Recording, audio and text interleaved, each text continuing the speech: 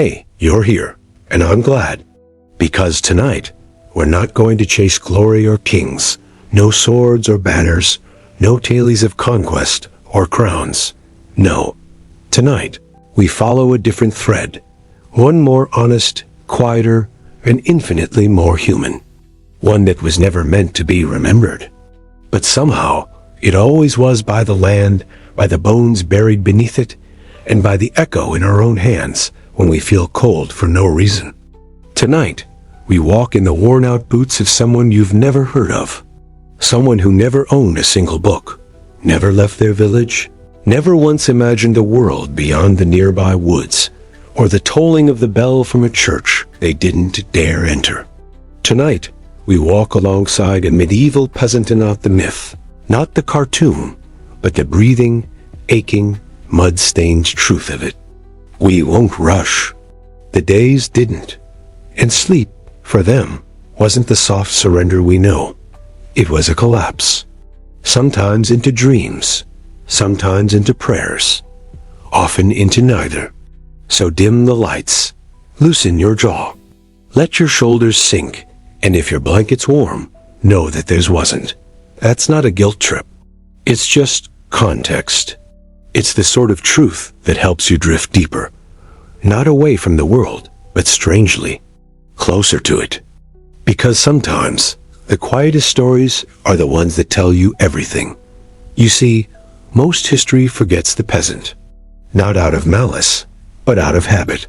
The ink flows toward power, toward battles and banquets, toward cathedrals and coronations. But between those lines beneath them, really was an entire world where most people lived. Not just survived. Lived, fully, rawly, unremarkably. And it's that unremarkableness that makes it so remarkable. It's easy to talk about kings. You can read about them, quote them, debate their decisions like chess moves. But peasants? They didn't leave letters. They left calluses. They left worn floors and broken wooden spoons, teeth buried in the garden soil, and lullabies no one wrote down. They left the kind of history that doesn't make noise, but it's still there. Like the damp in old stones. Like the ache in your back when it rains. So let's meet them. Not as caricatures in brown tunics and burlap shoes, but as people. As a man who wakes before the sun and counts the breath of his sleeping wife beside him, knowing if she breathes shallow, the cough has returned. As a woman who hasn't tasted sweetness in 2 years, but remembers the exact day she last did. As a boy who finds a snail under the frost and wonders if it feels the cold. As a girl who is just now realizing she is a woman and doesn't know if that is a curse or a miracle. They didn't know they were peasants. That word came later, from people who had the luxury of categorizing. No, what they knew was mud, hunger, chores, songs, seasons, sore knees, hope. They knew when to plant, when to bury, and when to pray. They knew the shape of suffering and the weight of silence. And if we listen carefully, in between the rustling of straw beds and the soft crunch of frost underfoot, we might just hear the pulse of their life. This isn't a story of rebellion. There are no sudden uprisings here, no grand escapes, just rhythm, day after day. Because when you have so little, even the smallest change feels like a storm. A cow giving birth, a candle burning longer than expected, a loaf of bread not molding overnight. These were events, not footnotes.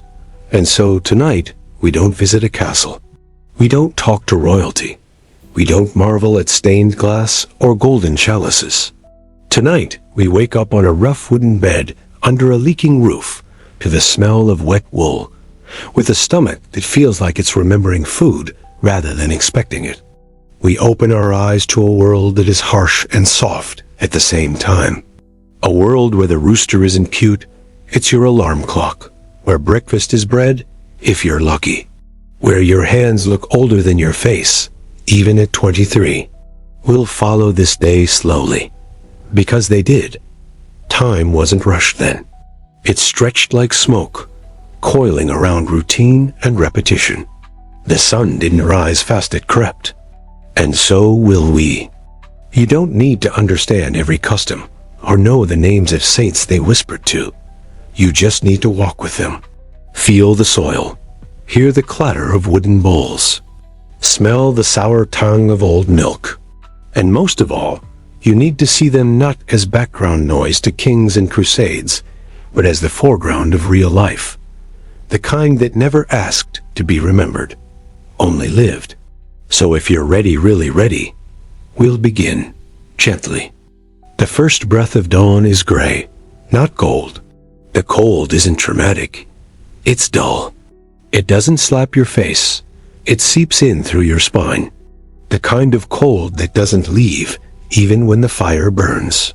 Our peasant rises not because he's rested, but because the animals are louder than his exhaustion. His feet hit the dirt floor with a thud that feels older than the house itself. And already, his mind starts moving not with thoughts, but with tasks.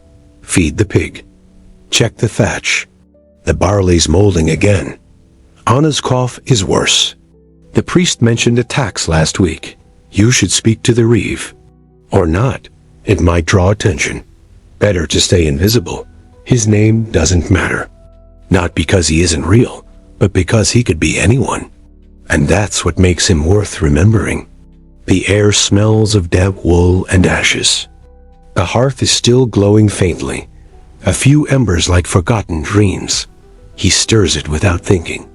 His fingers are rough, split at the knuckles, not from battle, but from life. Outside, the mud waits. It always does. It's not traumatic mud, not the kind that swallows boots in one gulp. It's quieter, stickier, the kind that clings to everything, even memory. He hates it. But also, he trusts it. Mud means rain. Rain means crops. Crops mean not dying. The bread is hard. Not because it's stale, but because it was never soft. He chews slowly, not out of mindfulness, but out of necessity. His teeth are tired. He eats without speaking. There's no one to impress, and speech wastes warmth. In the corner, his daughter is wrapping cloth around her toes. They don't own enough shoes for winter. Her face is blank, not because she's sad, but because blankness is easier than complaint. She hums quietly, the same tune every morning. No one remembers the words anymore, if there ever were any. He nods at her.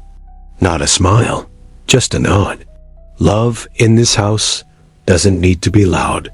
It's built into every gesture, every half-loaf shared, every silence held.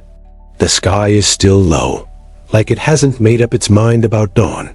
But there's no more waiting. The chores don't forgive delay. And so the door creaks open. The cold doesn't rush in. It was already here. And just like that, the day begins. But don't worry. We'll walk through every breath of it together. Slowly, gently, as if we were there. Because in some quiet, inexplicable way, maybe we are. The door groans open not because it's old, though it is, but because every morning it seems to resist the world just a little more. The hinges whine like tired joints, as if even the house itself is weary of being what it is. Half shelter, half sieve. The peasant steps out, and the cold meets him like a familiar enemy who no longer tries to kill, only to remind.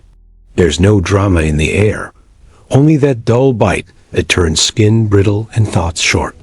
His boots aren't really boots more, like stitched together memories of what boots once were. Leather thin to the ghost of protection. Mud climbs them before he even reaches the threshold. That's the thing about mud, it never forgets. The sky above him is not yet morning, but no longer night. That liminal hour where shadows haven't gone and the light hasn't arrived. It's the hour when time feels slower, because everything in the world is holding its breath. Except him. He has to move. The animals don't know about poetry. They know hunger. And hunger doesn't wait for sunrise. He walks past the fence that barely keeps the pig in and nods once to the rotting fence post. It leans more every week, and he keeps meaning to fix it but time slips through his hands faster than repairs do. There's always something more urgent. Always. He thinks briefly about the thatch, how it needs patching before real winter sets in, how he saw frost on the edge of the neighbor's thatch last week, and wondered if they felt it more, or simply ignored it better. The pig grunts as he approaches, not out of welcome but demand. The creature is ugly and fat in the way only survival allows, each fold a triumph, each snort a claim on the morning. He doesn't name it, never has. He's not sentimental. Naming things makes them linger in your heart, and around here, nothing is guaranteed to linger long enough to deserve that burden. He feeds the pig slowly, watching the slop disappear into greed, and for a moment, he envies the clarity of it hunger, satisfied, without thought. From the pigsty, he glances at the field beyond, his field. That word feels ironic even as he thinks it. Nothing here is truly his.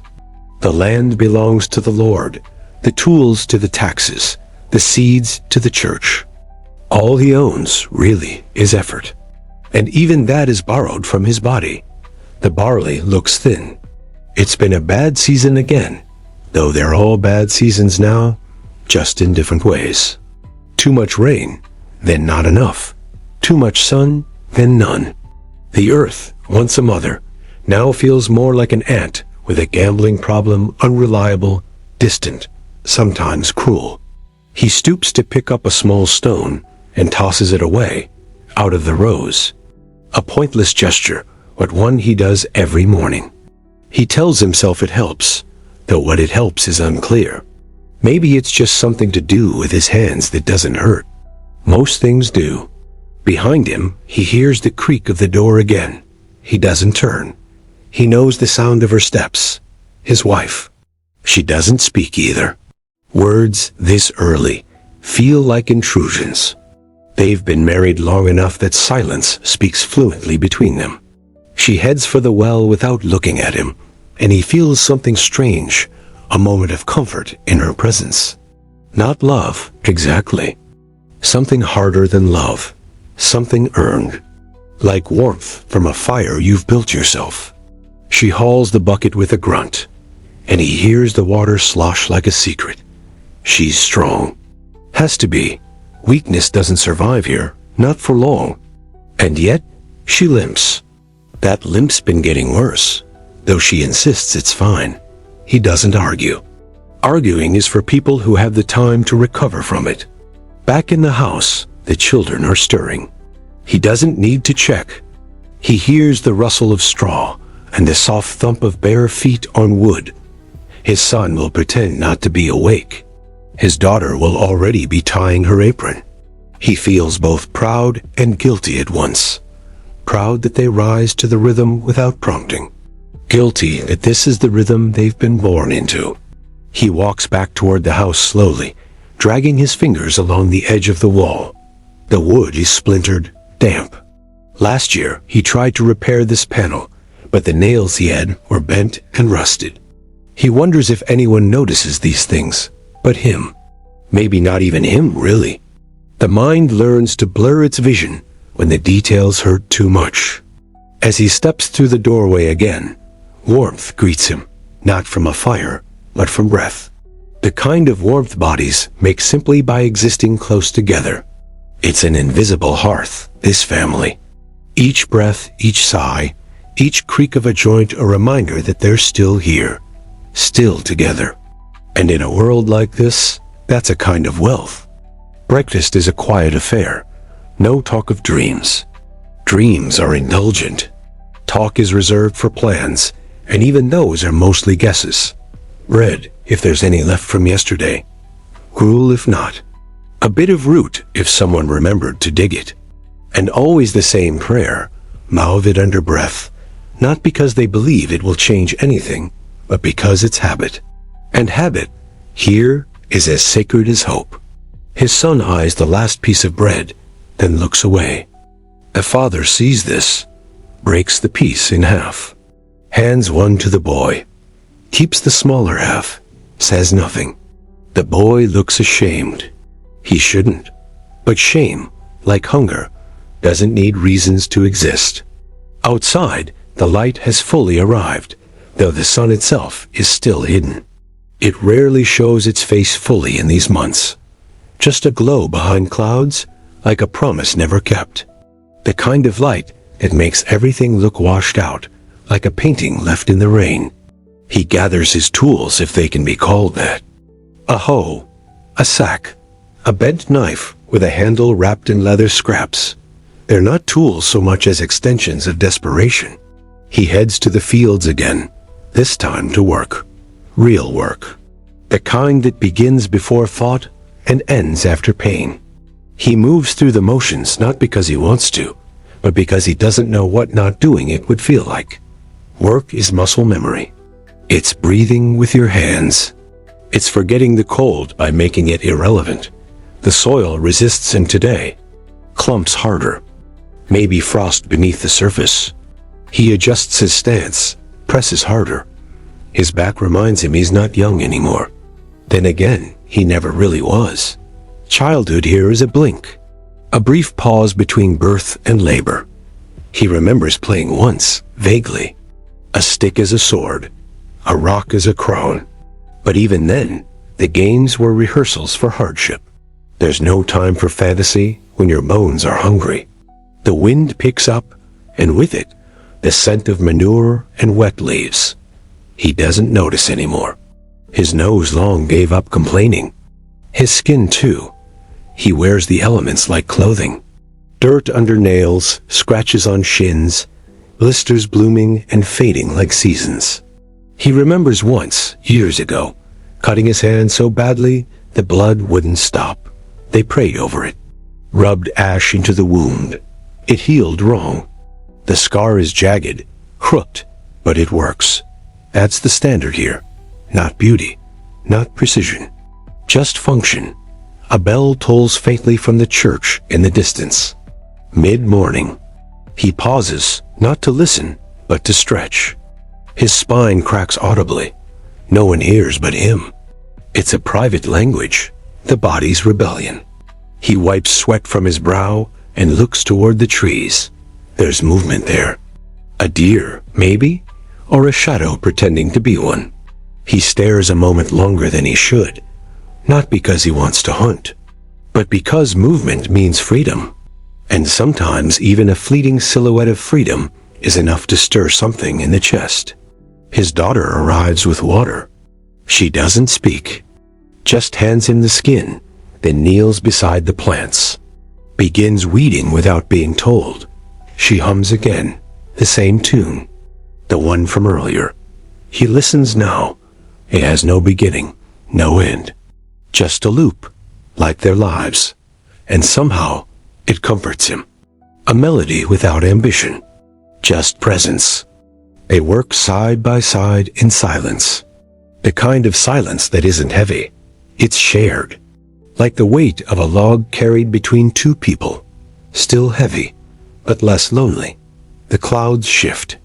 The light changes. He doesn't need to look at the sky to know the weather is turning. He can feel it in his knuckles. In the way the air tastes. In the way the birds stop calling. There's a drizzle coming. Not soon, but soon enough. He speeds up slightly. Not out of panic, just rhythm. A farmer's intuition. Time here isn't measured in minutes.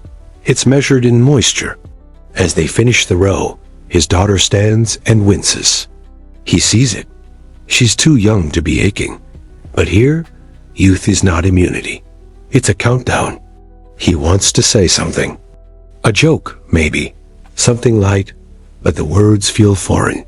So instead, he nods again. That same silent gesture. And she nods back. And then, just like that, the first raindrop lands. Not loud, not dramatic. Just a cold kiss on the back of his neck. He stands upright, looks at the sky. It doesn't apologize. It never has. He gathers the tools quickly, motions to his daughter. She's already moving.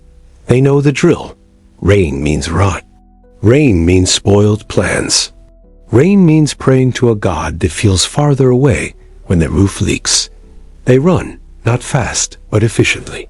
Feet slapping mud, shoulders hunched, tools clattering. And as they reach the doorway again, breathless, wet, and silent, he turns back and looks at the sky once more. It's still gray, but then again, it always is. The door shuts with a thud that sounds louder than it is, not because the sound is sharp, but because silence makes everything echo differently. Rain on the roof isn't music, it's memory.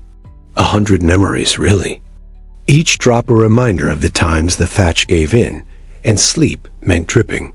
Damp knees, a child's cough in the dark, the mildew that blooms where warmth tries and fails to live. They peel off their outer layers by habit, not out of hope for dryness. The wet will linger, cling, soak through to the hours that follow, but at least the illusion of trying brings some structure to the chaos. Wet cloth hits the wall with a slap, and he watches as the fibers sag tired, like him, not from age, but from repetition. The fire is out. Of course it is. The smoke's curled cold now, like a snake that's forgotten how to strike. He kneels, finds the embers buried beneath gray dust. Still warm, barely. He coaxes them with a breath more like a prayer than an action. A little wood, a whisper of straw, a promise to the flame. The fire stutters, then answers. Not because he asked well, but because it too remembers. Everything here is memory.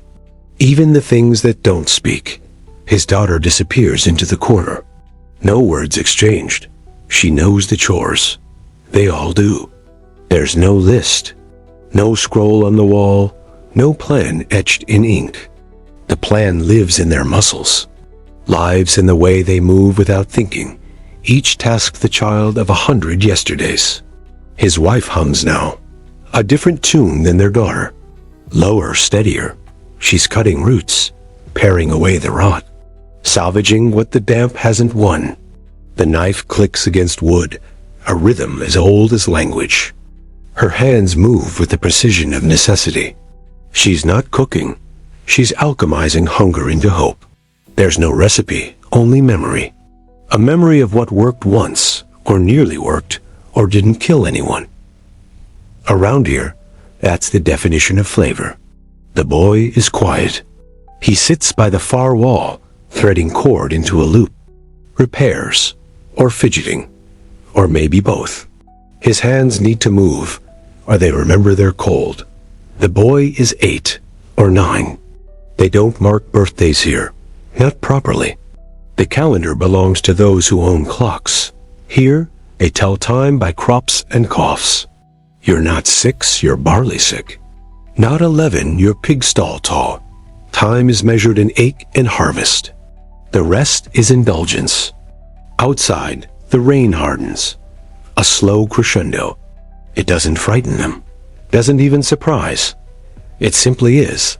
Rain is a fact. Like hunger, like taxes, like silence between the things you wish you could say. He watches the flame grow. Orange fingers licking upward, struggling to forget they were once ash. Fire is the closest thing to comfort they allow themselves. It doesn't lie. It doesn't judge. It burns equally. Saint or sinner, dry or damp, if you sit close, it will try to warm you. Even if only for a little while. Lunch is not lunch. It's not even a meal. It's a pause. A bowl passed hand to hand. Thin broth. Bits of root. The ghost of something green. His wife chews slowly. The children faster. He eats in silence, not from discipline, but from habit. Hunger has no commentary. It just exists. When the last spoon scrapes the bowl, there's no ceremony. No napkins, no thank yous. Just motion. Always motion. The rain has shifted now. Softer. Sneakier. The kind of rain that soaks through the soul rather than the skin. He stands, groans slightly. Not because it hurts, but because it doesn't help. He grabs the bent knife again. Motions to the boy. They're going to the woods. Not to hunt. There's no game worth chasing in this weather. But maybe to find wood. or mushrooms, or silence. Sometimes you go just to go. The forest isn't far, but the walk feels long, not in distance, but in weight. The trees don't welcome. They tolerate. Wet leaves whisper overhead. Mud sucks at their feet like something hungry. The boy doesn't speak. Knows better. This is not the time for questions. Questions come when the sun shines. Today is for listening. They reach the edge of the grove, where the birches lean like tired dancers. He kneels by a log, prods the moss. Beneath it dampness, but deeper still, dryness. He begins to dig. The knife is useless here. His fingers do better. The boy watches, then copies. Together, they pull free small branches, gnarled roots, half-dry sticks, with a promise of fire still locked inside them. It's not much, but it's something. And something's the currency of survival. As they work, he glances at the boy. The way his hair mats to his forehead, the smudge on his cheek. He wonders not for the first time what kind of man he'll become. Will he marry? Will he survive the next winter? Will he remember this day when he's old? Or will it blur into the hundreds that look the same? He wants to ask, but he doesn't. Questions are luxuries. And here, they hoard their luxuries like they hoard their kindling quietly, and only when no one's looking. They return before the light fails. It's hard to tell when it fades exactly. The clouds make everything feel later than it is. Inside, the house is dim but warmer. The fire's grown. His wife's cheeks are flushed, not from health, but from standing too close to smoke. Her hands are stained green. Nettles, maybe. She's tried to make a poultice. Someone must be hurting. Maybe herself. He lays the wood gently near the hearth. Every stick, a triumph. The boy sets down the mushrooms. Too few to matter. Too many to ignore. His wife nods once. Approval, not praise. Praise belongs to stories. Here, nods mean everything. The rest of the afternoon folds in on itself. He repairs a hinge with wire. She scrapes mildew from the corner. The children sweep. It sounds orderly, like a plan. But really, it's chaos tamed just enough to feel manageable. Like brushing back a wave, knowing the tide will return. Later, the priest arrives. He never knocks. Just appears. Cloaked in wet wool and the scent of power misused gently. He's not cruel, just distant. His presence makes the room shrink. Not physically, but in spirit.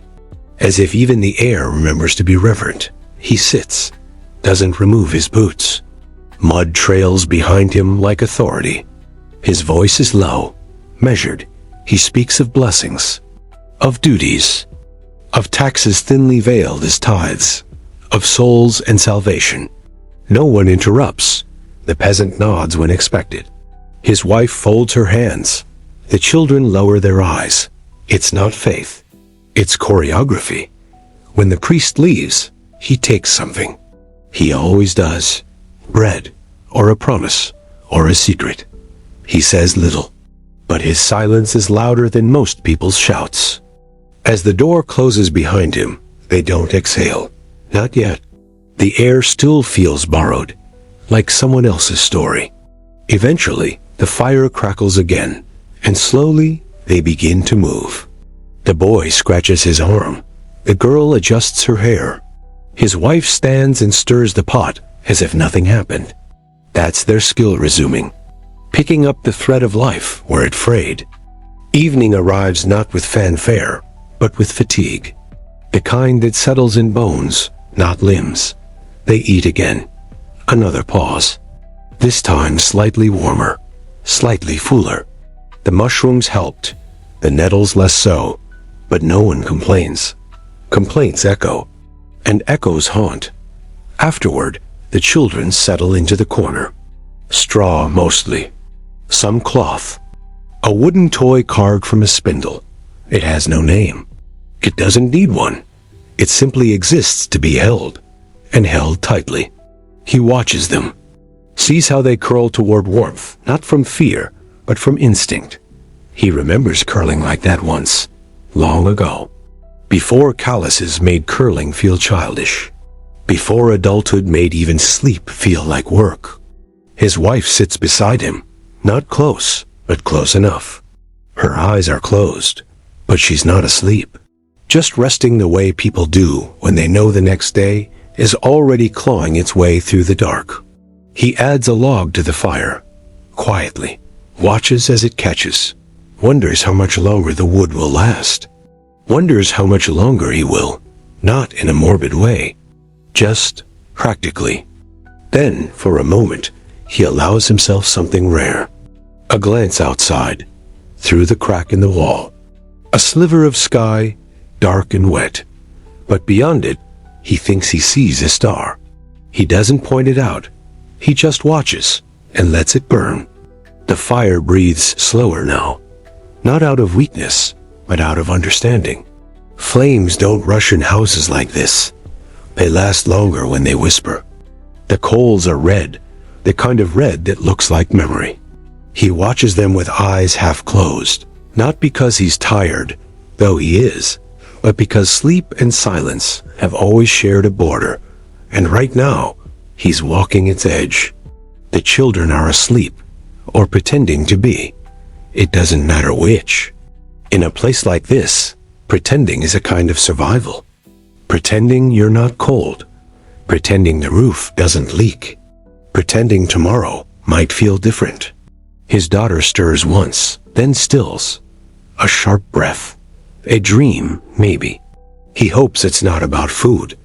Dreaming of food is the cruelest trick. It stays in the mouth for just a moment after waking. A ghost of taste, more painful than hunger ever could be. His wife shifts in the dark, her shoulder brushing the doorframe where she's half rested for the last hour. She hasn't asked for a blanket. She won't. He knows she won't because he wouldn't either. Around here, asking is a risk. Not because people are unkind, but because kindness costs more than most can afford. So they ration it like bread. Small pieces, quiet gestures, the nod, the hand on the back, the silence you choose not to fill with fear. He thinks of his father, briefly, not fondly, not bitterly, just truthfully. A man of calloused hands and sun-cracked lips. A man who taught him how to thatch before he learned to write his own name, which he forgot anyway. A man who believed in repetition more than redemption, who died in a storm without warning and was buried under wet soil the same afternoon. No priest, just a few stones and a whispered apology to the sky. That was enough. Or maybe it wasn't. But no one complained. Complaining was for those who still had choices. The wind outside moans, low and long. Not quite a howl. More like a reminder. He stands, careful not to wake the straw under his boots, and crosses to the wall where the draft is worst. His fingers trace the seam. He thinks about stuffing it again, maybe tomorrow, with old cloth or straw, maybe even moss if he can find it dry. But that thought fades. Everything fades when warmth is involved. The mind slows near heat, lulled by its false promise that the world is gentle. The fire pops suddenly, like a startled breath, and a spark shoots out. It lands harmless, but the noise stirs his wife. She opens her eyes, but doesn't speak. Instead, she watches him for a moment, and in that moment, he realizes how much of marriage is made in looks that ask nothing. She closes her eyes again. He turns back to the fire. Some nights, he prays, not because he believes, but because there's nothing else to do. The words come back like old songs, half-remembered and sung out of tune. Deliver us from evil. He whispers, and then stops, because evil isn't the problem here. Hunger is, cold is, silence is. If the devil ever came, he probably left bored, finding nothing left to ruin. He sits. The stool creaks beneath him, the kind of sound that always makes you think something's about to give. But it doesn't. Not tonight. He rests his elbows on his knees, and lets the silence fill his ears until it feels heavy. You'd think silence is light, but it isn't. It presses, especially at night, especially when you're awake longer than anyone else. He hears a scratching faint near the corner. A rat, probably, or a dream slipping loose. He doesn't get up. Rats are part of the house, like dust, like air. You don't chase them. You just coexist, knowing the balance could tip at any moment. And then he does something rare. He smiles. Not because anything is funny, but because something in the absurdity of it all has reached that edge where sorrow folds back into laughter. He remembers a story his mother told him about a man who tricked death by offering it turnips instead of his soul. He didn't believe it then, still doesn't, but he likes the idea of death being gullible, of having a sense of humor. Around here, you hope even the end knows how to laugh. The coals are almost black now, still warm but fading. He lays down, not on a bed, but on what passes for one straw sackcloth, a folded tunic for a pillow. He settles in, doesn't expect sleep, just stillness. That's enough. His body aches, but not in a new way. These are the old aches, familiar, trusted. In the dark, he thinks again of his children, wonders what they'll remember, wonders if they'll ever know softness, wonders if they'll stay here or leave when they can, wonders if that would be a betrayal or a blessing. He doesn't know. And that's the hardest thing about being poor. Not the hunger, not the pain, but the not knowing. Rich people think the poor want more money. Sometimes they do. But mostly, they just want certainty. Just want to know that if they wake up tomorrow, something will have changed. But it doesn't. It just starts again, and again, and again. The rooster calls, not loud, not cheerful, just a croak of obligation. He opens his eyes. Another day, another beginning, and somehow another chance. He doesn't rise so much as he unravels from the floor joint by joint, like a folding chair forgotten too long in the shed. The straw crackles beneath him, pressed thin by sleep and time. Outside, the rooster is still calling, but not with confidence. It's not the crow of triumph, but the throat clearing of something that wishes it were anywhere else but here. And he understands that kind of cry more than he'd like to admit. The fire is gone. Not out, not cold, just gone. Like an old friend who left without saying goodbye. The coals are gray now, hiding whatever warmth remains beneath a layer of disinterest. He doesn't blame them. Warmth, in this house, is always on the run. He sits up slowly.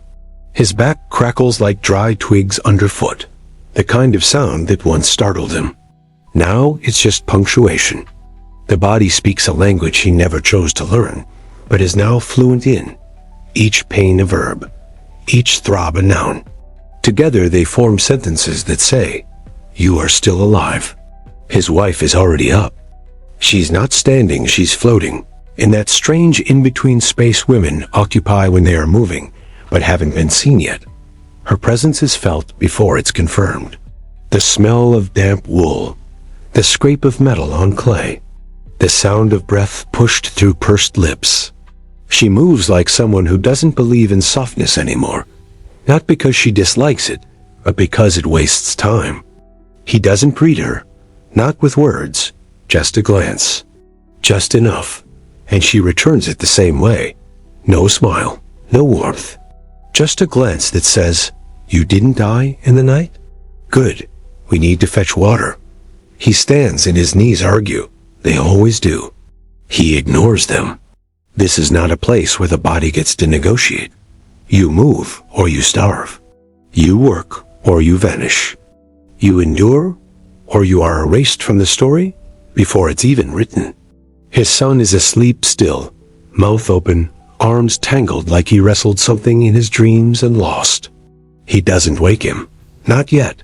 Let him have these few moments of forgetting. Let him float a little longer in the place where there is no mud, no hunger, no names to remember when the priest comes. The walk to the well is not long, but it is enough. Enough to remind the lungs that cold can burn. Enough to remind the soles that even hardened feet have nerves.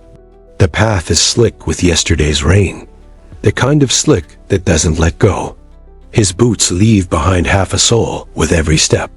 The mud tries to keep him. He keeps walking anyway. It's a mutual understanding. The well appears as a shadow first, then a shape, then a place. The rope hangs like a tired tongue. The bucket is upside down, filled with last night's dew. He rights it, lets it fall. The rope jerks once, then slides. The splash is distant, but not deep. The water's lower than last week. It's early in the season for that. He doesn't say it aloud. No one wants to give fear a name. He pulls it up. The muscles in his arms coil and stretch, each motion stitched with years of repetition. The weight is more than it should be. Water and silence always are. When it breaks the surface, it does so without ceremony. No sparkle, no clarity. Just murky necessity. They carry it home between them, one hand each on the handle. The water sloshes, spills, soaks the edge of his trousers. He doesn't flinch. That cold is familiar, almost welcome. Something to feel that isn't worry. Back in the house, the girl is awake. Not up, not talking, just awake. She sits near the hearth, legs crossed, eyes tracing patterns in the soot on the wall. She does this sometimes, as if she sees something the rest of them don't. Maybe she does. Maybe children see the outlines of things we've long forgotten, things like mercy, and magic, and mornings that don't taste like obligation. His wife pours some of the water into a pot. Not to cook, yet just to pretend. It'll sit there until they find something worth boiling. For now, it's a statement. A promise in the shape of preparation. Hope disguised as habit. The man reaches for the door again. His boots haven't dried. His fingers are already numb from the well. None of it matters. The field is waiting. The barley doesn't know it rained. The weeds don't care that his back hurts. The earth does not pause for aching men. He steps out. The sky greets him like a disappointed parent. No sun. No rain. Just gray. Always gray. The kind of gray that makes you feel like you've woken inside a sigh. He walks anyway. The field is half mud, half dream. Somewhere beneath the rot and stone are seeds trying to remember how to be food. He kneels, touches the earth. It's softer today, less combative. Maybe the rain helped. Maybe the earth is just too tired to resist. He begins to weed, slowly, fingers moving like they're reading Braille. Each root a word, each thorn a punctuation. He's not thinking. Not really. Thinking is too dangerous. When you think, you ask. When you ask, you hurt. Better to move. Better to forget. Behind him, the boy arrives, rubbing sleep from his eyes, dragging a sack too big for his shoulders. He says nothing, just kneels beside his father and begins pulling. It's not efficient. He misses the roots, leaves the small ones, but he tries. And trying here is love. They work side by side, father and son, not talking, just breathing together in the rhythm of the soil. Every now and then, the man glances over, not to check, just to remember. He remembers when he was that small, smaller maybe, when his own father's hands seemed like tools carved from stone, when he believed grown men didn't feel pain, just gave orders to the wind and made fire appear from twigs. Now he knows better. Grown men feel everything. They just don't have time to say so. His hands bleed today. He notices it in the dirt. Red mixed with brown. The kind of red that says, I'm still here. The boy sees it too. He opens his mouth, then closes it. Good. Let silence protect them both. Lunch is a sound, not a meal. A stomach growling like distant thunder. They eat what's left of the root stew. Cold now, sour, but still food. The boy chews slowly. The girl doesn't eat at all. Says her belly aches. He nods, says nothing. Wonders how much longer they can stretch nothing into something. In the afternoon, the Lord's man arrives. On a horse, of course. Not a great horse. Not noble, but taller than a man. Taller than the truth. He doesn't dismount. Just announces. Names. Dates. Numbers. The quota's increased. Tithes due next week. The tax has shifted again. There's a new levy. Something about roads or roofs. Or war. Always war. The man nods. Always nods. Doesn't ask. Doesn't argue. He knows better. The horse shifts.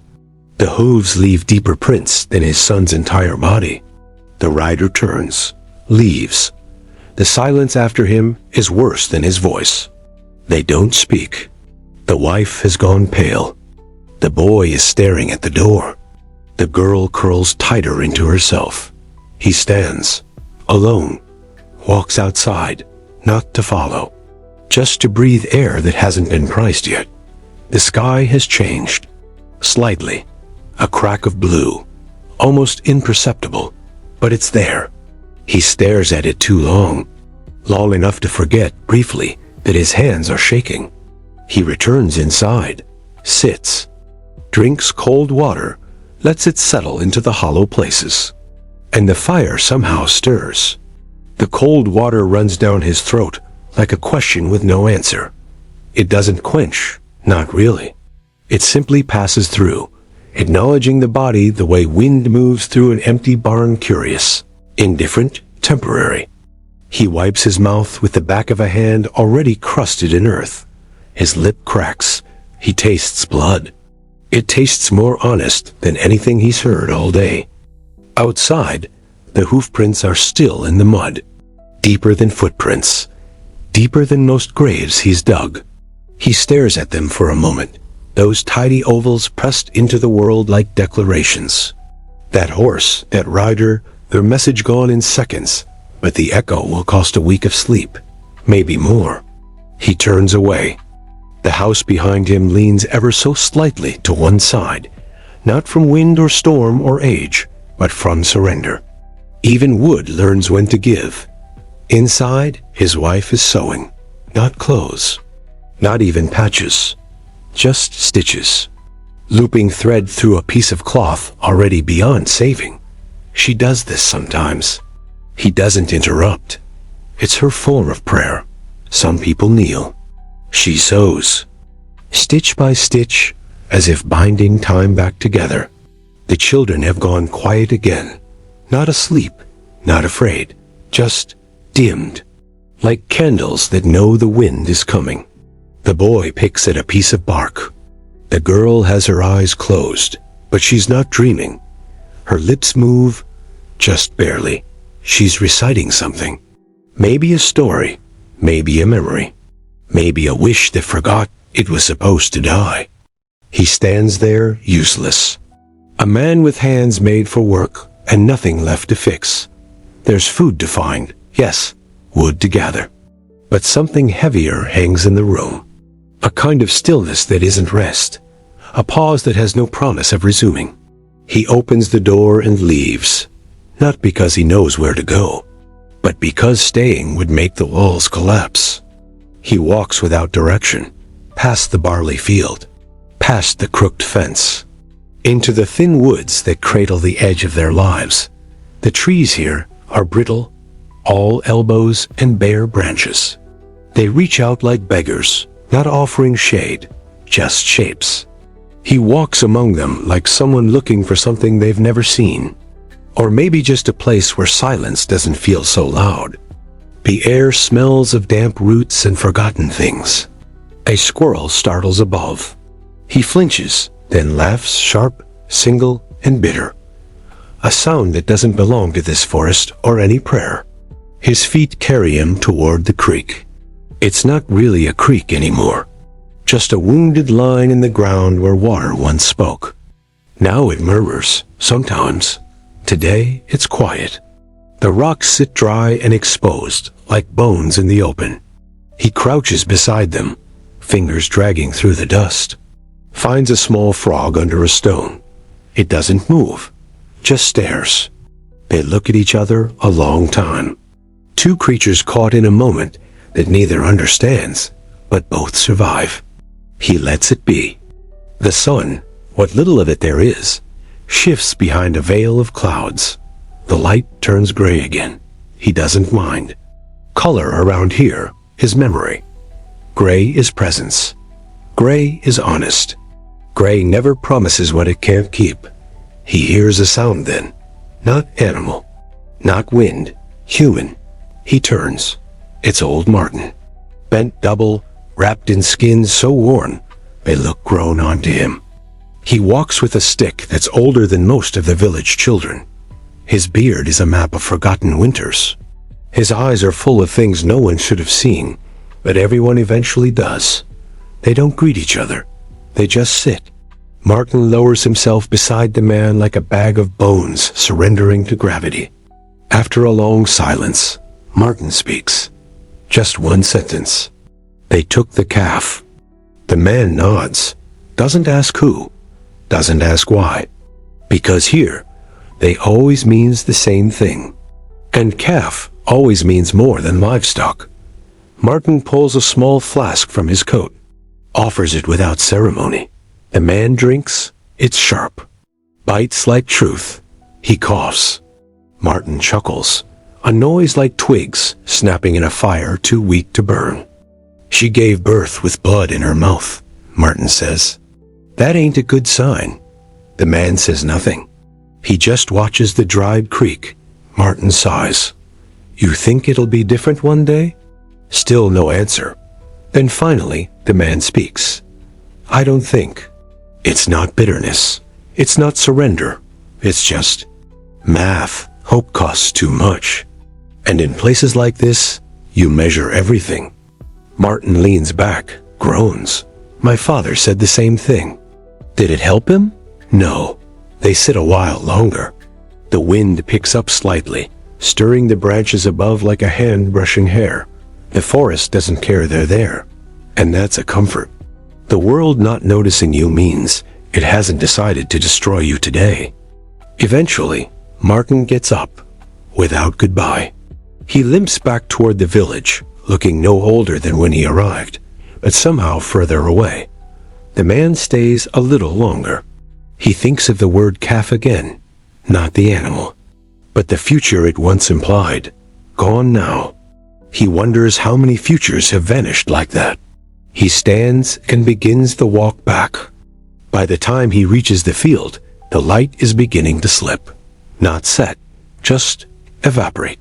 In the doorway of the house, his daughter is watching. Not expectant, not relieved, just watching. Like a statue carved from fatigue. He raises a hand. She nods. Outside, the hoofprints are still in the mud. Deeper than footprints. Deeper than most graves he's dug.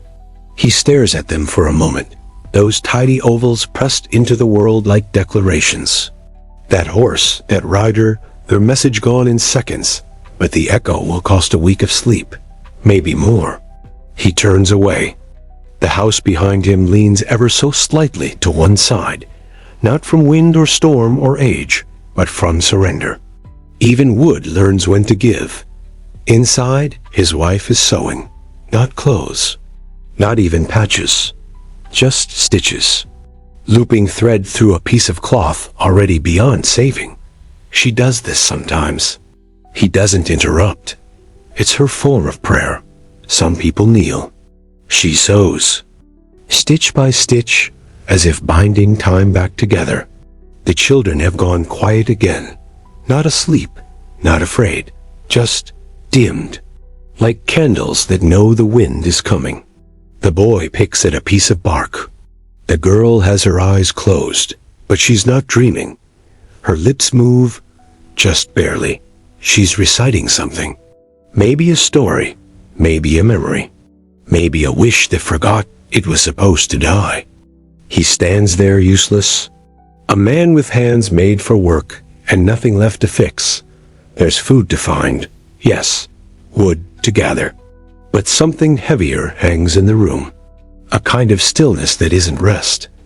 A pause that has no promise of resuming. He opens the door and leaves. Not because he knows where to go, but because staying would make the walls collapse. He walks without direction. Past the barley field, past the crooked fence, into the thin woods that cradle the edge of their lives. The trees here are brittle, all elbows and bare branches. They reach out like beggars, not offering shade, just shapes. He walks among them like someone looking for something they've never seen. Or maybe just a place where silence doesn't feel so loud. The air smells of damp roots and forgotten things. A squirrel startles above. He flinches, then laughs sharp, single, and bitter. A sound that doesn't belong to this forest or any prayer. His feet carry him toward the creek. It's not really a creek anymore. Just a wounded line in the ground where water once spoke. Now it murmurs, sometimes. Today it's quiet. The rocks sit dry and exposed, like bones in the open. He crouches beside them, fingers dragging through the dust. Finds a small frog under a stone. It doesn't move, just stares. They look at each other a long time. Two creatures caught in a moment that neither understands, but both survive. He lets it be. The sun, what little of it there is, shifts behind a veil of clouds. The light turns gray again. He doesn't mind. Color around here is memory. Gray is presence. Gray is honest. Gray never promises what it can't keep. He hears a sound then. Not animal. Not wind. Human. He turns. It's old Martin.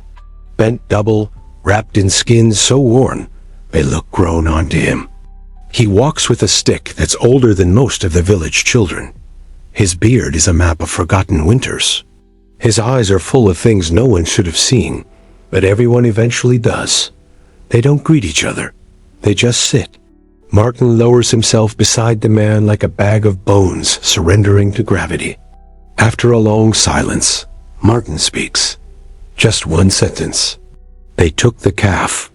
The man nods. Doesn't ask who. Doesn't ask why. Because here, they always means the same thing.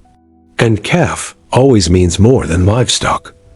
Martin pulls a small flask from his coat, offers it without ceremony. The man drinks. It's sharp. Bites like truth. He coughs. Martin chuckles. A noise like twigs snapping in a fire too weak to burn. She gave birth with blood in her mouth, Martin says.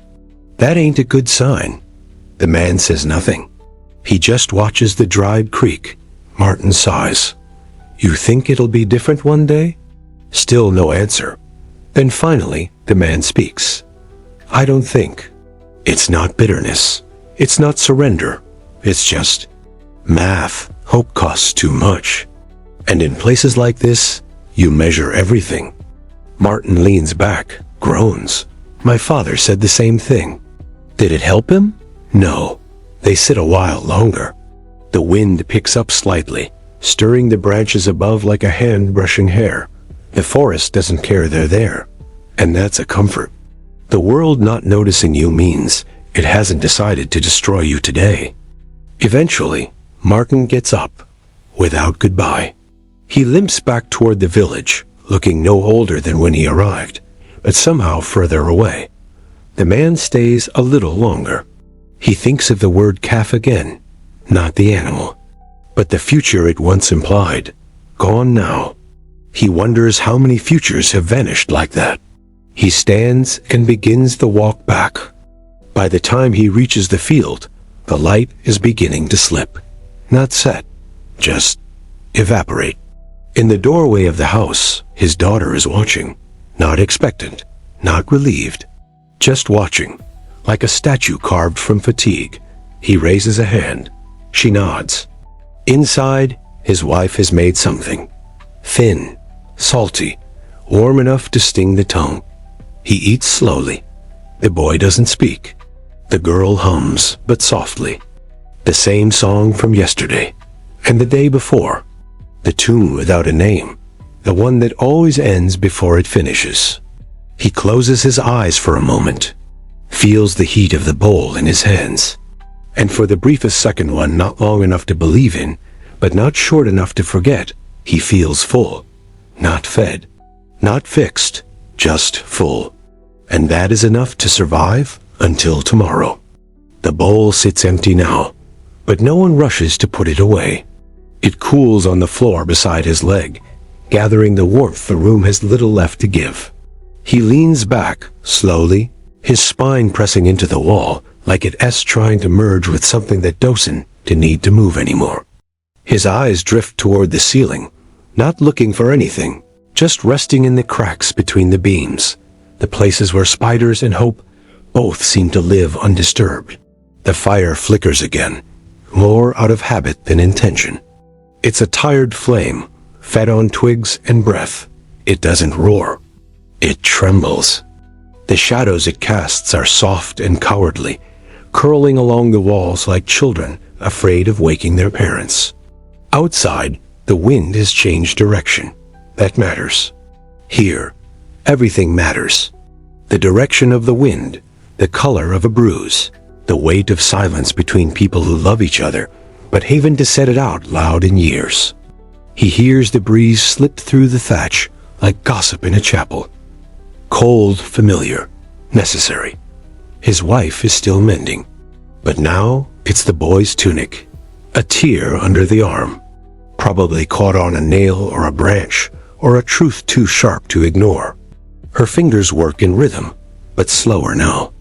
There's a tremble in her left hand she hasn't named yet. If you name it, it becomes real. And real things hurt more than imagined ones. The boy sits near her feet, half asleep, head nodding forward, jerking back, then giving up entirely. His mouth opens slightly, not to speak, just to dream. Maybe of something softer. Maybe of bread, the kind with crust. Or honey, or warmth without cost. The girl lies curled like a comma at the end of a sentence no one finished. Her hair is damp not from water, but from the weight of the day pressing sweat through her skin. Her hand holds something small, a stone maybe, or a seed, or just a piece of the world she refused to let go. The man watches all of it, not with distance, not even with sadness, just with the kind of gaze that says, "This is mine, and I didn't ask for any of it, and I would die for every part of it anyway." Outside, a dog barks, not theirs. No one owns dogs here. The dogs own themselves. They live in the in-between, between farms, between scraps, between the mercy of people and the mercy of wolves. This one sounds young, angry at something invisible. He understands that too. He stands. Again. It's always again. No movement is new. No gesture is born fresh. Everything is a repetition of need. He grabs the lantern, the one with the broken hinge that sings when it sways. He lights it slowly, the flame licking the wick like it remembers last time. It flares, then settles. Just like him. "I'll check the trap," he says. No one answers. They all hear him. They all know. It's not about the trap. It's about the walk. The space. The pretending that darkness is something you can walk into and come out of unchanged. He steps into his boots, still damp, always damp. The leather has stopped pretending it will ever soften. It grips his feet like apology. The door opens. The night meets him like a relative with bad news. Familiar, unwelcome, necessary. The air outside tastes different, wetter, sharper, the kind of cold that peels thoughts away from your skin. He holds the lantern high, though it barely helps. Light here isn't for seeing, it's for hoping. He walks toward the edge of the trees, the same path he's taken 100 times. Maybe more. He doesn't count anymore. Numbers are for merchants. He's not counting. He's just remembering differently. The trap is near the hollow log, the one shaped like a rib cage. He sees it before he sees the trap. That's how it always works. The land comes first, then the tools, then the man. He kneels beside it. Nothing. Again, the bait is untouched. Or maybe something took it and left no prints. Either way, there is no meat tonight. No fur, no change. He stares at the trap a moment longer, as if it might confess something. It doesn't. Metal never apologizes. He doesn't reset it. He just stands. He doesn't walk back right away. Instead, he walks deeper into the woods. Just a few steps. Just far enough that the house disappears behind the trees. Far enough that he could imagine, for 1 second, he is someone else. A traveler. A thief. A ghost. He looks up. The sky has broken open. Stars. So many stars. They don't look real. They look like holes poked in a curtain to let something truer shine through. He breathes. Just once. And lets the breath stay with him. Then, quietly, he speaks. Not loud. Not prayer. Not question. Just words. Are you watching? The stars say nothing. That's the best part about stars. They never interrupt. He stands there, not waiting for an answer, but receiving something anyway. He doesn't know what. That's okay. Sometimes silence is the only honest reply. Then he turns. Walks back. The lantern swings. The night closes behind him. By the time he returns, the house is asleep. The door creaks less this time. Maybe the night has softened it. He sets the lantern down. Removes his boots. Doesn't say anything. Just looks at his wife. Still sewing. Eyes half closed. She doesn't look up. You find anything? He shakes his head. No. She nods. Keeps sewing. No sigh. No blame. Just acceptance. The kind that's heavier than grief. He lies down again. This time, the straw doesn't resist. He closes his eyes. Behind the lids, the stars remain. The girl shifts in her sleep. Whispers something. He can't hear the words, but he hears the tone. It's the sound of someone forgiving the world, even if just for a night. And that's enough. That's always been enough. He doesn't dream, or if he does, the dreams slip away before they reach the shore. What he feels instead is the familiar drag of existence wrapping itself around him like an old coat, one too tight in the shoulders, but too familiar to shed. The straw beneath him has gone flat again, pressed by the weight of the same body in the same place for too many nights in a row. The air is thick, not with cold this time, but with something else, something slower, a kind of waiting. Before his eyes even open, he knows something is wrong, not dangerously wrong, not blood on the floor wrong, just slightly off. The kind of wrong that starts in the back of the throat before it reaches the world. He sits up, the blanket still clinging to his knees, and squints into the room. The fire is gone. Not just out. Gone. No ash. No coals. No embers pretending to be useful. Just absence. A black circle where heat used to live. His wife is already standing. She's facing the wall, one hand braced against it, like she's holding it in place. She doesn't look at him. Her back says enough. It says the same thing he felt when he woke, that something has shifted. Not outside, inside. He rises more slowly than usual. His bones don't creak louder, they just protest longer. When he reaches the hearth, he kneels down and runs a finger across the stone. It comes up clean. Too clean, as if something wiped the memory of the flame from it. He doesn't say anything. Instead, he glances toward the window. The light is wrong. It's yellow, not golden, not warm, sickly, like the color of spoiled cream or bruises before they fade. He opens the door. The village is still there, but quieter. The kind of quiet that comes after a scream, not before it. He steps outside barefoot, not noticing the cold, not caring. Something isn't right. His neighbor's field is empty. Not barren, just wrong. The scarecrow is gone, the fence is twisted, and there are no footprints. He turns back to the house. Inside, his wife is still holding the wall. His daughter is sitting up now, rubbing her eyes. His son is gone, not outside, not in the corner, just gone. He stares at the empty place where the boy should be, and for a moment, the silence cracks. A sound comes out of him. It's not a word. It's not even a noise. It's a feeling torn loose and forced through the throat. The girl hears it. She looks up, her eyes wide. Then quietly, she says, "He went to the woods." And just like that, he's running. No shoes, no lantern. Just breath. Just mud slapping against his feet like punishment. The path is familiar, but today it feels different. Longer, meaner, as if the earth itself doesn't want to give him up. He crashes through the underbrush, each step louder than the last, until he sees it. The hollow log. The trap. The boy.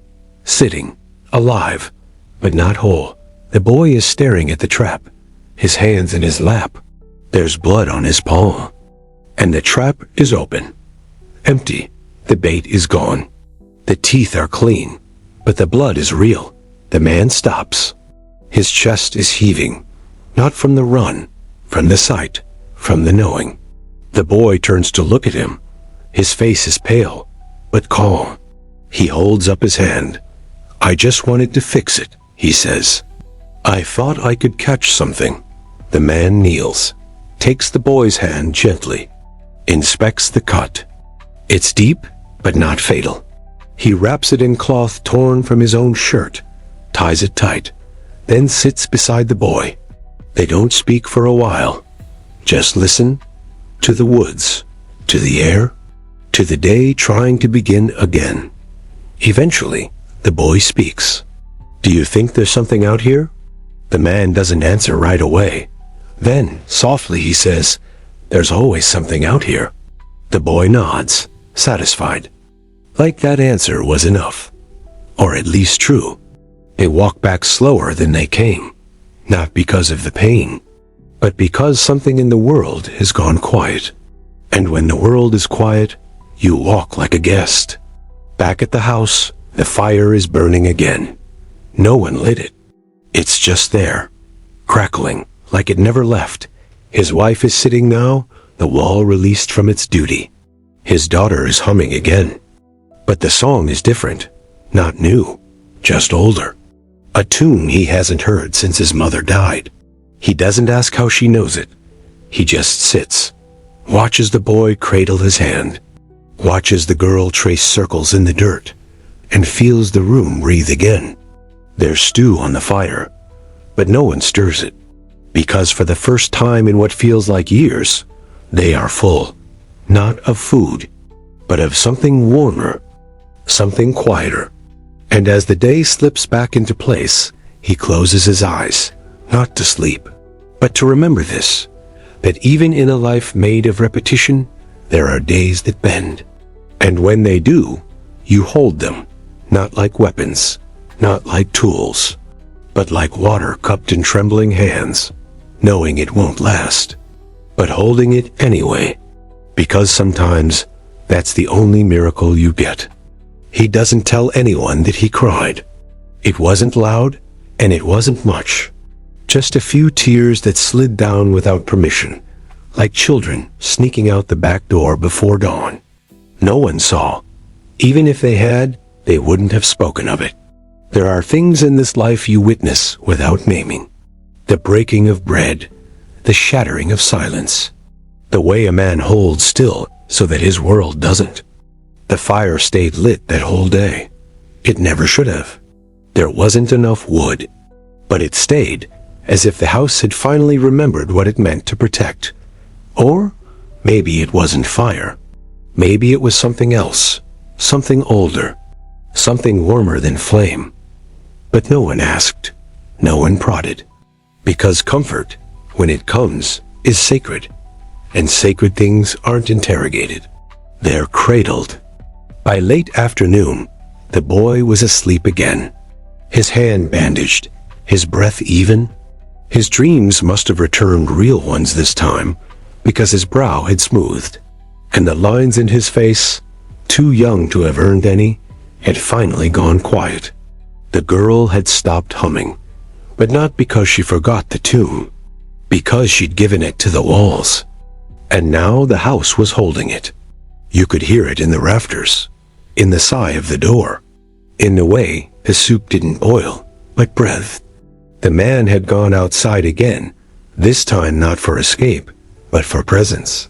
He walked along the edge of the barley patch, not to work it, not to inspect it, but to be seen by it. Plants remember you when you show up without asking them to change. The wind was gentle. No tricks, no knives, just motion. A hand on the shoulder of the day. The kind of breeze that carries no threat, just messages from the trees to the stones. The kind that says, I know. He walked past the stump, the one he'd meant to split for firewood 3 winters ago. It still sat, covered in moss, half swallowed by the ground. A monument to all the things that had to wait, while other things screamed louder. He touched the top of it. The wood was soft now. His fingers sank slightly. Time had eaten it from the inside, quietly, without glee, just ... necessity. He whispered something to it, not a word, a feeling, and the stump didn't answer, which meant it heard him. He kept walking. The village wasn't far, but he didn't go toward it. He followed the line of trees instead, where the path thinned into foot memory, where the bushes grew wild and uninterested in being tamed. And then, without planning it, he arrived at the marker. It wasn't a grave, but it felt like one. Just a stone. No name, no carving, just placement. He didn't come here often, but today had already broken so many rules. What was one more? He sat beside it, letting his knees bend without resistance. And for the first time in what felt like a decade, he let his head tilt back. The sky didn't threaten. It didn't offer anything either. It just ... held him. And that was enough. He remembered when they buried the stillborn. Years ago. Maybe 5. Maybe more. The earth had been too hard. They couldn't dig deep. But they wrapped the bundle well. Cloth, and a corner of his wife's shawl, and a piece of barley tied with a string. They didn't speak much that day. Only a sentence from the priest. A sentence she never forgave him for. He remembered her turning away after, walking back to the house with her arms empty and her fists clenched. She hadn't sewn for 2 months after that. And when she started again, the thread never stayed straight. Some things never do. He leaned forward, pressed his forehead to the stone. It wasn't cold, but it wasn't warm either. Like a parent who stopped loving, but never stopped showing up. He stayed there a while, not praying, just breathing. Sometimes that's the better version of prayer. When he rose, his knees were stiff. His back refused grace. But he didn't mind. He wasn't here to feel better. He was here to remember how to feel at all. By the time he returned, the sun was whispering its goodbyes along the edge of the field. His daughter met him at the door, not with a question. Just a piece of bread, small, uneven, but hers. He took it and nodded. That was the closest they'd come to celebration in years. Inside, the soup had thickened, not by magic, just time, but it felt like magic anyway. They ate together, not smiling, but not silent. The kind of quiet that lives between people who know they're lucky to still be seated together at all. Afterward, he told a story. He didn't mean to. It just fell out. Something about a fox and a goose and a river that turned upside down during a thunderstorm. It wasn't true, but it was truer than most things. The boy laughed once. The girl asked if the fox survived. He said yes. Of course, he said yes.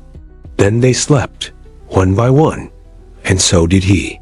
For the first time in a long time, he didn't feel like the house would forget him if he closed his eyes. And in the dark, with no fire crackling, no stars screaming, no wind scratching at the walls, he let go of something. He didn't know what, but it was old, and tired, and ready. And that was enough. The rooster didn't crow the next morning. It wasn't dead. It simply didn't see the point. And truth be told, neither did the man. He rose without the cue, not because he wanted to, because the body remembers what the mind forgets. His breath fogged the morning air, thin, quick, as if even his lungs had learned to keep secrets. His wife was already gone. Not gone, just not there. Her shawl missing, her boots still damp by the fire. He knew where she'd be at the neighbor's, tending to the woman whose child was stuck in the birth canal 3 days too long. That kind of labor rewrites time, stretching it until it snaps into prayer. He didn't worry, not in the old way, the sharp, useless kind. Now his worry was softer, like wool pulled too long, a hum in the back of the mind, a familiar ache that no longer interrupted, only accompanied. He sat for a while before moving. There was no rush. The fields were still wet from the night's memory. The mud would hold. The barley would wait. Hunger, oddly enough, felt distant, like a song remembered, but not wanted. The boy stirred, eyes blinking into something more than sleep. His hand was healing. He didn't ask for new cloth. He just held it close, like it had told him something he wasn't ready to forget. The girl was already outside, chasing chickens without catching any. She didn't need to succeed. That wasn't the point. He stepped into the morning. The cold met him like a question. But he didn't answer. Not anymore. He walked past the field, past the line where grass turned to weed and weed turned to memory. He reached the river. Not the dry creek, but the real one, the one that still had enough water to carry away a thought or two. He sat, not to think, just to rest. And because the sound of water moving has always been better company than most men. A small bird landed on a stone nearby. It tilted its head. He tilted his. They understood each other. Then it flew away. Of course it did. Everything does. He picked up a flat stone, turned it over, saw the worm beneath it, the way it curled, the way it had no eyes, but still flinched at the light. He covered it again. There are some truths not worth uncovering. Back at the house, the neighbor's boy was waiting, red-cheeked, panting, nervous. "They want you." That was all he said. That was always enough. The man nodded, grabbed his coat, didn't ask questions. Not because he didn't care, because he already knew the answers. The neighbor's house was smaller, somehow colder, even with people inside. The woman lay on the straw, face white as churned milk, lips dry as harvest bones. The baby hadn't turned. They'd tried everything. Herbs, prayers, heat, cold, holding her feet to the rafters. Nothing moved, nothing changed, except the fear that always grows. He looked at his wife. She didn't cry. She hadn't in years. But her mouth moved around words she didn't say. He nodded once. She nodded back. Together, they stayed. He held the woman's hand, not because it would help, but because no one should cross alone. And when the baby came, dead but whole, he took it in his arms and didn't flinch. He wrapped it in cloth and hummed a tune he didn't know he remembered. And when the woman followed, quiet, fast, almost grateful, he closed her eyes with 2 fingers that had once shaped the edge of a wooden bowl. They buried them behind the house. No priest, no stone, just dirt and silence. And the wind carrying the girl's song from down the road. He walked home with his wife at his side. Neither spoke. Words weren't made for this kind of absence. Back inside, the boy was asleep again. The girl was making bread. Her hands too small for the dough, but strong enough to try. He watched her, watched how she pressed her knuckles into the flour like she was folding the world into something edible. And he thought, maybe for the first time, she will live. Not just survive, leave. And that thought hit him harder than any funeral ever had. His wife sat by the fire, didn't sew, didn't pray, just sat, like a storm that hadn't decided whether to stay or leave. He joined her. Their shoulders touched. A flicker of heat passed between them. Not passion, not memory, just proof. Proof that something still moved inside them. Even now, especially now. That night, the stars didn't come. The sky was full of something thicker than clouds. He looked up anyway, just in case. The fire burned. The boy breathed. The girl hummed. The house remembered them. And they, for one more night, remembered themselves. There was no special sound that morning. No bird, no bell, no creak that meant more than it should. The day did not announce itself. It simply arrived, slipping between the slats of the wall and curling around their ankles like smoke from a dying wick. The man woke slowly, not startled, not cold, not even aching in the usual places, just present. As if his body had decided, for this one morning, to carry him without reminding him of every year it had already done so. The girl was up first, as always. Her hands were dusted with flour. She wasn't baking. There was no heat yet. She was just preparing, touching the dough, folding it, learning its weight before it had become anything at all. He watched her from the straw pallet, chest still against the earth. She didn't notice. Or maybe she did, and chose not to let him know. That kind of generosity is rarer than most will admit. His wife was sitting by the door, not guarding it, just near it, like she'd been placed there long before the door existed. Her hands were empty, and that was strange. He couldn't remember the last time they'd been that way. No thread, no bowl, no egg cradled loosely between knuckles, just stillness. He sat up, rolled his shoulders. The room didn't shift. That was strange, too. Usually the morning came with imbalance. Something spilled, something torn, something missing. But not today. Today, everything was where it had been, where it should be. He stood, slowly, not carefully, just quietly. He didn't want to startle the moment. It was too fragile, too new. Outside, the sun was doing its best to rise like it had never set. He stepped into it. It wrapped around him like old fabric worn, soft, without edges. The barley had begun to green again. Just a little. Just enough to be cruel if it changed its mind. But he didn't curse it. He let it be, let it choose. Some things are only kind if you don't hold them too tightly. He walked to the edge of the field, not to inspect, not to work, just to stand.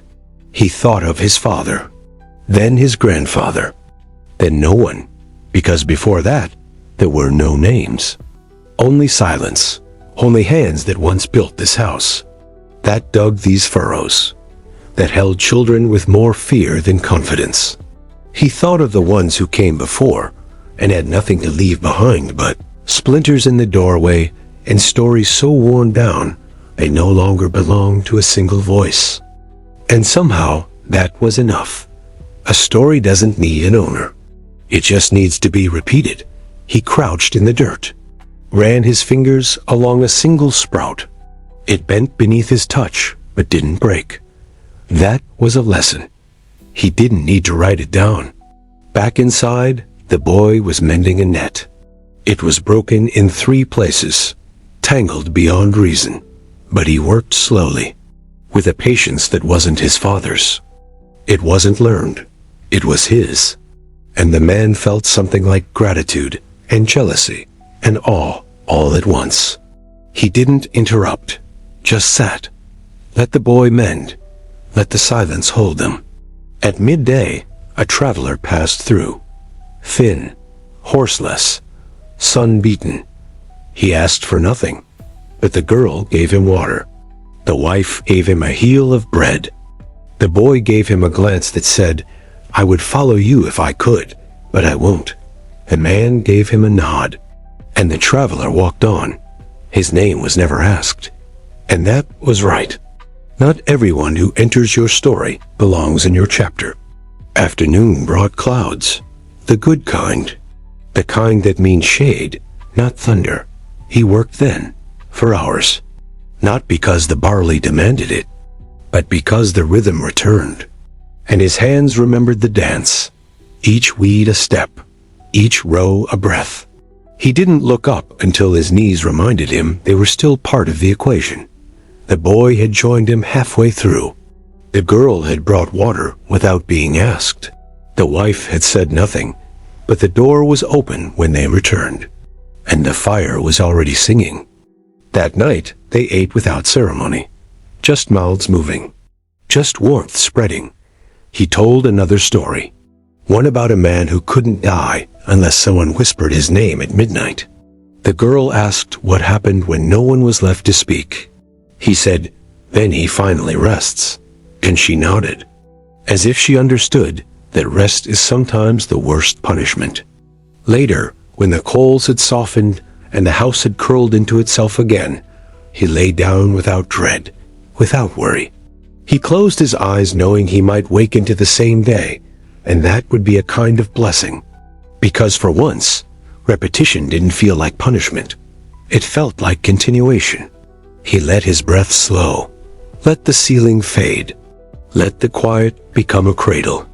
And just before he crossed into sleep, he whispered not to anyone, not to the walls, not to the fire, but to whatever it is that lingers beneath and beyond and between all things, "I am still here." And the dark didn't answer, but it didn't take him either. It just let him be. And sometimes, that's the most honest mercy there is. There is no moment when the day says goodbye. No curtain call, no final act. Just the slow pulling away of light, like a child letting go of your hand, not because they trust the world, but because they know they must. The peasant did not mark this dusk with anything new. He did not write his name on a doorframe or whisper thanks to the soil. He did not carve a date into wood or count the stars as they blinked into being. But he noticed. Not with his eyes, those had seen too much of the same. He noticed with his breath, the way it moved differently, the way it softened against his ribs instead of pressing. The girl had fallen asleep beside the hearth, her arm wrapped around a loaf she'd forgotten to eat. Her hair stuck to her cheek, flour-dusted and freckled by the fire's low hum. The boy was upstairs, or what passed for upstairs, tucked beneath the slanted roof, where mice sometimes walked like gods. The wife had curled into herself by the wall, knees drawn, breath steady. She hadn't said goodnight. She never did. That was never their way. But her stillness spoke louder than anything prayer could manage. And he sat. That's all. He didn't stir the fire, though it was dying. He didn't move toward the bed, though his back ached. He just sat. The silence in the house wasn't empty. It was layered. The kind of quiet that forms only when no one has anything left to prove. His fingers grazed the wooden bowl on the floor. It still had crumbs inside. He thought about feeding them to the chickens in the morning. Then he thought about leaving them for the mice. Then he thought about nothing at all. Sometimes the body breathes not to live, but to continue. There is a difference. He rested his head against the post, closed his eyes, not to sleep, but to see better. And what he saw wasn't a memory. It wasn't even his. It was a shape, a feeling. The weight of his own mother's hands over his ears during a storm. The shape of a roof you trust to leak in the same place every year. The sound of a name only spoken by someone you lost too early to remember. The weight of the world doesn't crush all at once. It presses, softly, like a blanket too heavy to remove, too comforting to deny. The man didn't know if he was happy. He wouldn't have known the word. But he knew this. He had not been taken. Not yet. and that was a kind of victory. Outside, the frost began to bloom on the edge of the window. Not flowers, just memory, grown in cold. He stood, finally, not to escape the night, to greet it. He opened the door. The stars were there again. Not brighter, just present. They didn't blink. They didn't call his name. But something inside him slowed. As if they were enough. He walked to the edge of the field, touched the barley, still damp, bent low and whispered. Not a prayer, not a name, just sound. Something for the soil to keep when he was no longer there. Behind him, the house stood like a held breath. Inside it, his blood, his story, his silence. He turned once more to the sky, and for the first time in his life, he asked, just once, not out loud, not clearly, but with everything he was, will it remember me? Not history, not God, not the sky, but the dirt, the days, the ordinary. Will they hold him the way he held them? Will they carry his weight long after the straw has forgotten his shape? Will the song of the girl still echo long after her tongue stills? Will the boy, now grown, walk the same fields and feel, without knowing why, that someone once loved this land enough to bleed into it? That someone once rose before the rooster and laid down after the stars? That someone once lived an entire life between bread and mud and quiet prayers no one heard? Maybe not. Maybe nothing remains. Maybe the world forgets you faster than you can finish saying your own name. But maybe, just maybe, that's why you whisper it anyway. Just once, into the air, into the grain, into the fire as it curls back into smoke. Not to be remembered, but to know that you were real. And that was enough. So he whispered, not loudly, not clearly, just with the fullness of his chest, and the ground beneath him breathed, not back, not up, just with him.